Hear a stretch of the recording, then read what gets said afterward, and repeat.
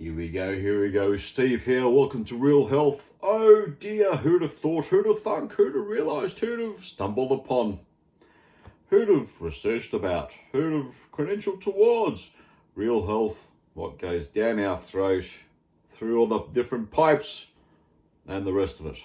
Wow. So, before I continue with today's episode, which is reviewing Bryan Johnson. Yes, you know the title before I do. Bryan Johnson review. Yes, I haven't typed it in yet, you see. So, for the 1.7 listeners, you've heard this before. My clumsy branding of the model that I advocate for. And the 2.2 listeners, those others that will say you're full of it and only listen once. Here it is. Here's the quick spiel. Quick spiel is the chassis of what I advocate is the Keto 44. Keto, 3/4, 80%. Calories, keto, not just for ketosis, but to make sure we get enough protein, get enough saturated fat, equals more cholesterol, equals fertility, good mental health,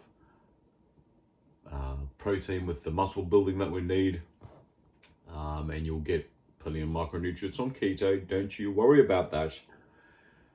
The first four, the 44, elimination of gluten, wheat, barley, rye, and oats. Oats must be included. Oils out of the contest. Fried food, burnt animal fat, and all oils in a bottle. Yes, it includes olive oil. You Mediterranean people. Some of the Mediterranean have a life expectancy of high 60s. There's whole episodes on that. And the second four, the 44, wait a minute, I only mentioned up to oils. Number 3 is sugars, which I advocate for reducing fruit intake. Vegetables, yeah, it'll pass.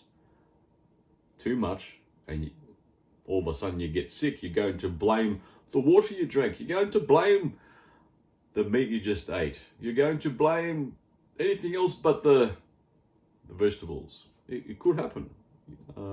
Lectins in the vegetables.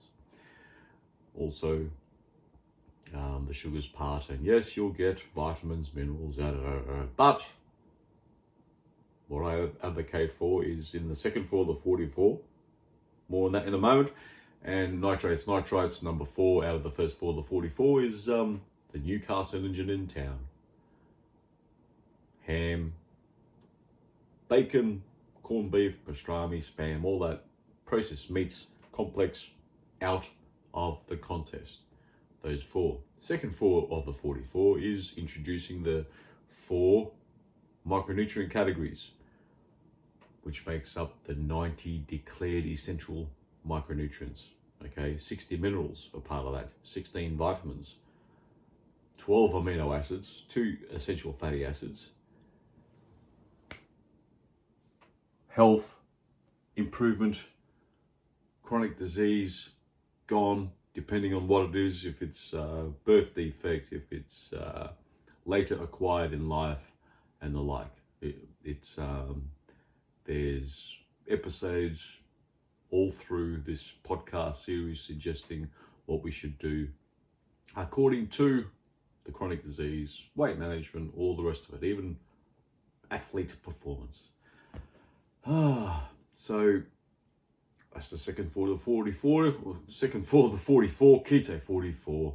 That's the quick rundown, a quick chassis of what I do. And I'm a stickler. I've eliminated, is it 95% of the supermarket? Maybe, but I'm not craving it anymore. If I smell bacon and eggs, yes, not fried. Soft eggs, boiled, poached, scrambled, soft in any of your preference. Yes, but not the bacon, nitrates, right? And the oils, right? And it's usually crispy bacon, overly cooked, all out of the contest, okay? Anyway, so today, 4 minutes, not too bad. Bryan Johnson, he's the chap, the lad, is he 45 or is he 47? in there somewhere, I'm 50. Comparable, right, with the demographics. Poor, he's rich. He spends $2 million a year. He's got a team to manage his health to live longer. I did a quick numbers game before, including a recent gym membership, 5 months of going to the gym, or is it 6? Around there. Plus the micronutrients I take, $6,000 a year, and he's been on it for a few years. His health thing, his regimen. I've been on my regimen for about 3 years. And in the thumbnail for the video, how am I going to include it into the podcast? I don't know yet. I've upped my production game, and this is what you're getting for now. To up it any more, I have to learn more in production.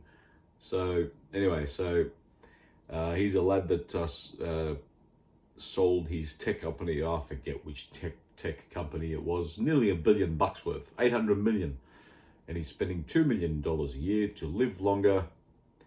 And his sort of regimen includes vegan. I've done the whole vegan peril episode where there's never really been a vegan that's been a vegan for more than 50 years that's lived greater than 100 years. Even the ones that are reported, look into it further. Even that French lady that lived to 122 or 123, whatever it is, there are reports of greater lifespans, but they're all declaring BS on that. Anyway, the doctor that lived to 103, that was a vegan. He had fish. I forget his name, but well-known centenarian doctor. And many a regular listener will understand, will know what I'm going to say next about doctors. Average life expectancy, usually it's referenced with emergency department doctors, 58-ish. Terrible state of affairs. Life expectancy of a vegan, not more than a couch sitting, Cheeto eating, Netflix watching Westerner perhaps. All the carnivore people, then there's the keto people. Yes, I reference keto, but how about the 44? How about the 44? Then you get the ancestral diet people, then you get the frugivores, Steve Jobs, not with us. And so with myself, Bryan Johnson, let's compare notes in 30 years. If he's still alive, spending $2 million a year, my $6,000, let's see. So he's a vegan, I'm keto, inadvertently keto. I did some numbers. I'm about 80% keto. 50% of the calories that I get is fat, and I'm just as lean as our mate Bryan Johnson. His team does research. He's got laser skin stuff happening. He doesn't get in the sun. I get in the sun, plus I get the vitamin D out of my longevity, my go-to micronutrient supplier. There are other micronutrient suppliers out there. We must gain micronutrients every single day. And just a quick addition to the Keto 44, digestion, increase your salt intake, and with the going off the gluten, you'll absorb more with all the micronutrients that you take, and you won't be flushing those micronutrients down the dunny, down the toilet. We call it the dunny here in Australia. Yeah. Well, larrikin Aussies like me. So, what's more to review about Bryan Johnson's approach? One of the pioneer PhDs that had a bit of following was Sinclair. Clive Sinclair? David Sinclair? I'll go for David Sinclair, PhD. If you look up longevity in Sinclair, plenty on him. Let's compare notes what he's doing, like all the other PhDs. Let's compare notes in 30 years if they're still alive, right? Yes. I'm grandiose enough, bold enough Yet, with epistemic humility, if anything comes of what I'm doing and it stuffs up on me, I'll be the first to raise my hand and to suggest, hey people, sorry, wrong. The last almost nearly 3 years of what I'm doing here, not a flinch, not an indication of a backward step, not even close. I'm on the improve even more, right? Wow, what a concept. It's achievable. I've seen it in dribs and drabs. Yeah, that's right. People need to be compliant with this sort of stuff. And the reason I'm compliant, I'm satiated with the micronutrients. I don't crave KFC, McDonald's, cakes, Tim Tams, Coke. Which Coke? Pepsi, that Coke. Drugs, drinking, smoking. Drugs, drinking, smoking, pica as well. That could be a micronutrient deficiency behavior.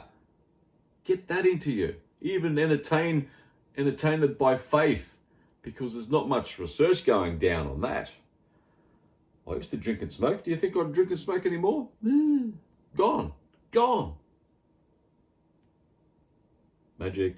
It took me 9,000 hours to stumble upon this longevity thing with Dr. Wallach, even though there are a few things which I think a little bit wobbly about Dr. Wallach's approach, where if you want ice cream, eat diabetic ice cream.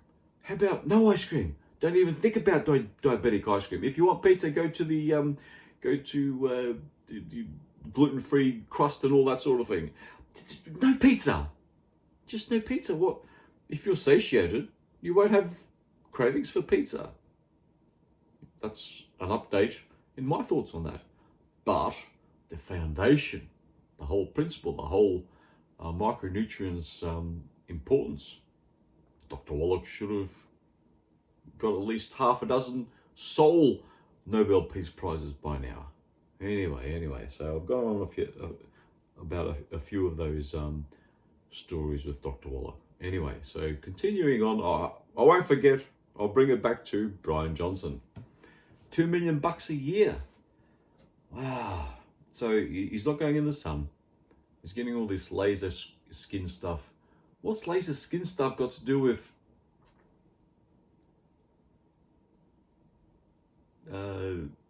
your cells and tissues getting enough micronutrients? No, nothing. Is he spending an hour a day? Did he say 20 minutes? 20 minutes is me lifting iron. No cardio. I'm thinking of taking up sprint running. And by the time I'm 70, I'll be the fastest 70-year-old 100-meter runner in Australia. Maybe the world. That's just a fleeting, grandiose thought because I feel so good with the regimen that I advocate for here. It's amazing stuff. I encourage, if I could pull you by the ear, I would. It's easy peasy. And I've sent people the stumble upon, what made me go, what the heck, I'm gonna do this. And people don't, it hasn't been resonating that much. So with Bryan Johnson, he's got a following. He's spending that $2 million a year, vegan. Now here's a bit of a kicker with Bryan Johnson. He mentions cravings but you got to be focused, and it's all about willpower and that sort of thing. If you're satiated, if you're digesting, and then absorbing all the micronutrients we need to supplement these days in our food supply chain, it's not there anymore. So if you're not getting it, you vegans, there's a lot of willpower with you vegans. And Bryan Johnson doesn't do it for a ideological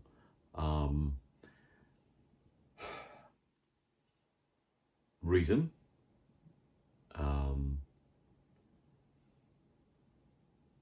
What's the word I'm looking for? Apologies for the lag. talked about lags. What is it with the geniuses of the world? Well, some geniuses. I'm only referencing Bryan Johnson and Elon Musk. When you ask them a question, are you afraid of dying? Is my podcast still working? Well, no. So that's just a quick observation. But see how you mention something and then you lose your train of thought. So yeah, with the vegan thing, it's not ideological. He believes that low calorie count, which is also code for eating less during the day, is less digestive stress, less energy being expended. He eats around 800 calories a day to keep his apparently 5% body weight.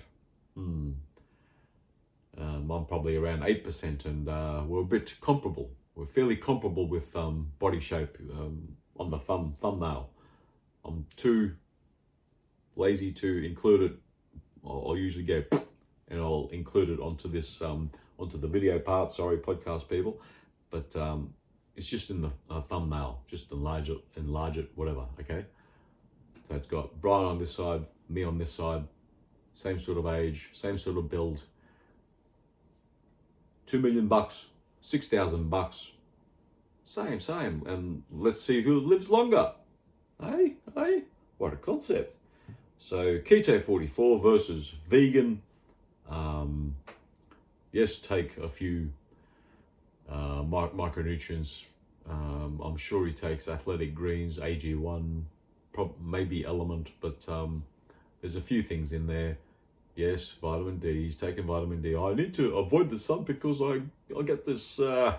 He gets this laser stuff done, and so sensitive. And see these marks here. He was on Chris Williams' show. That's what brought me to review him today, and he's got a bit of a following on TikTok. Is it TikTok? Yes, TikTok. So let's see who lasts longer. Another guru or mover shaker in the longevity space. Let's see if we can keep track for 30 years, 50 years, who has lasted longer, who is aging more disgracefully. The 1 hour worker outerer, the 20-minute worker outerer, heaps of yoga in there, which I don't think Bryan Johnson includes. There's a photo of him doing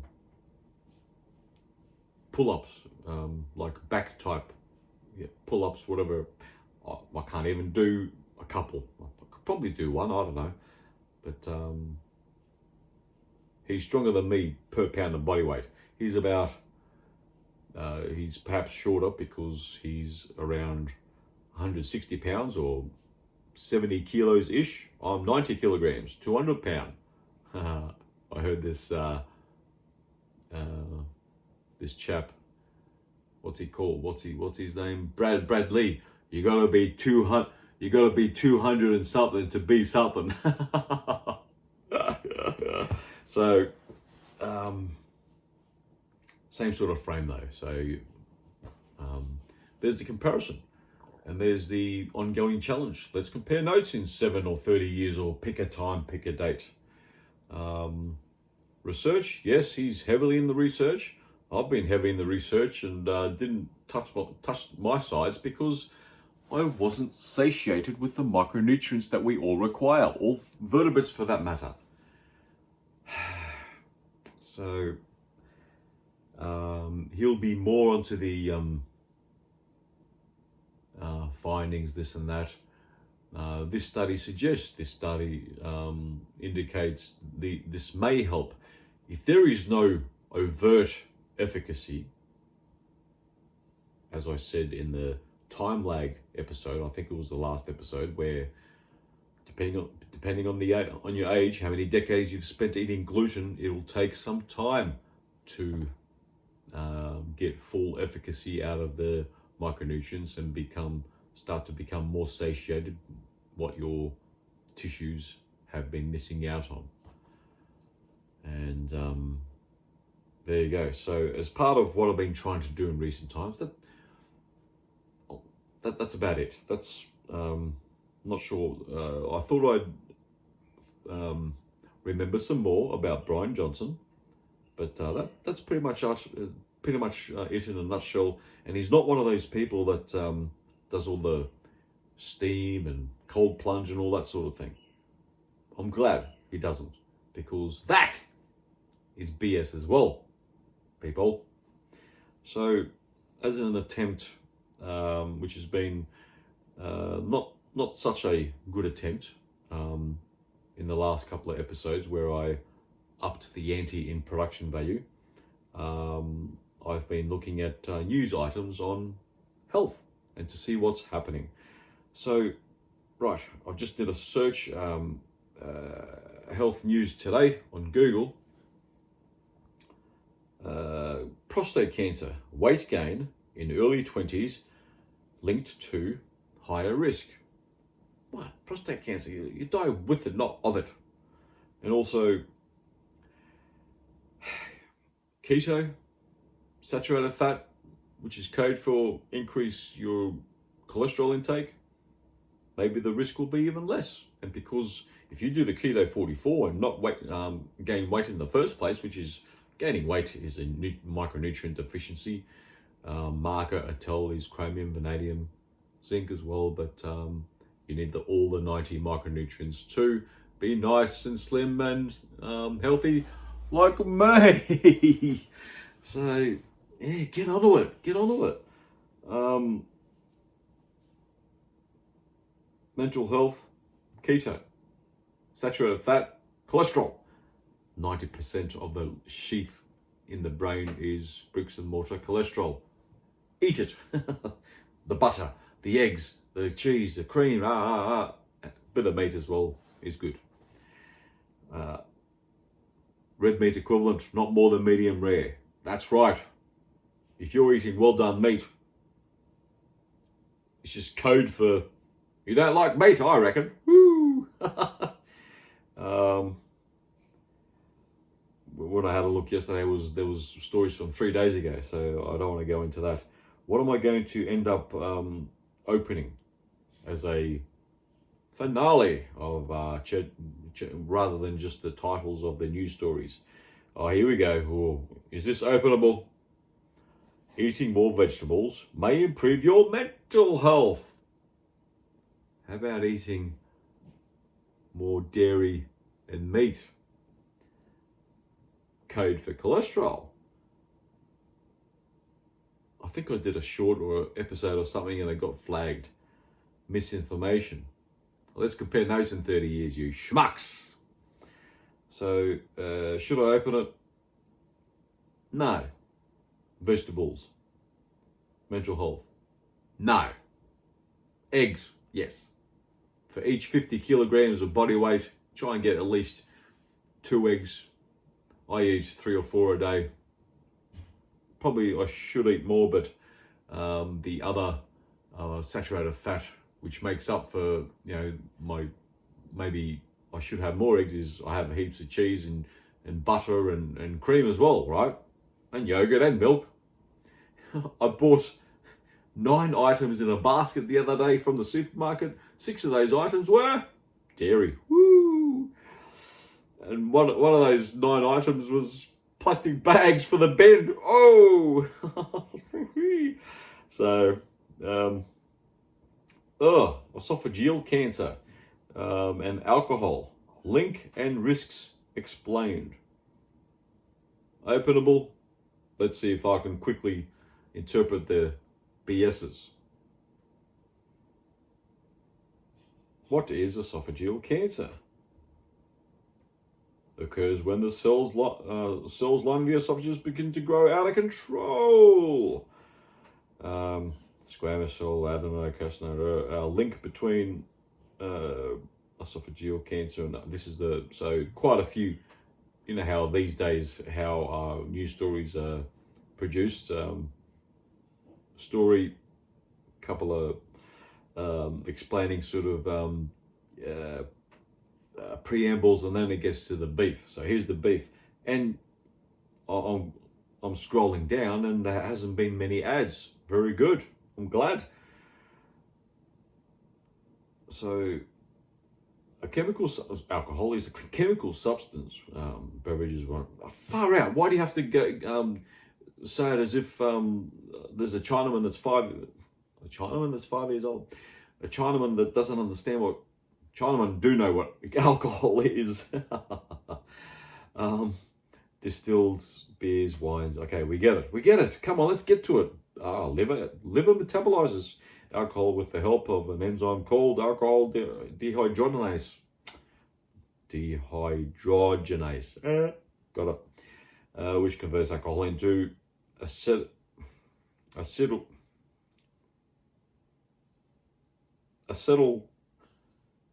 acetaldehyde. And accumulation of acetaldehyde can cause irreversible damage to a person's DNA, which may result in cancer. Let me tell you, there's a lot of alcoholics out there that are still kicking strong into their octogenarian years. Risks versus the amount of people like even octogenarian smokers that have been smoking since their teens. Why are they still going? There's a few 50-year-olds with emphysema, but how about all the oldies? Goodness sake. Enzymes, yes. Consumption is an important risk factor. Many types of cancer. All this other types. With micronutrients, I'm giving up on it. Age, gender, tobacco, diet, obesity.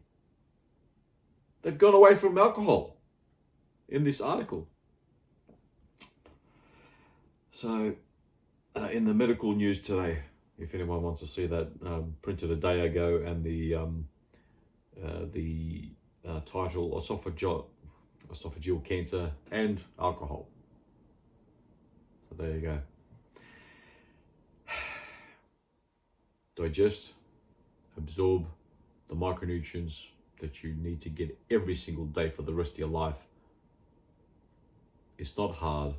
It's easy when you understand the concept. It hit me like a wet bag to the head.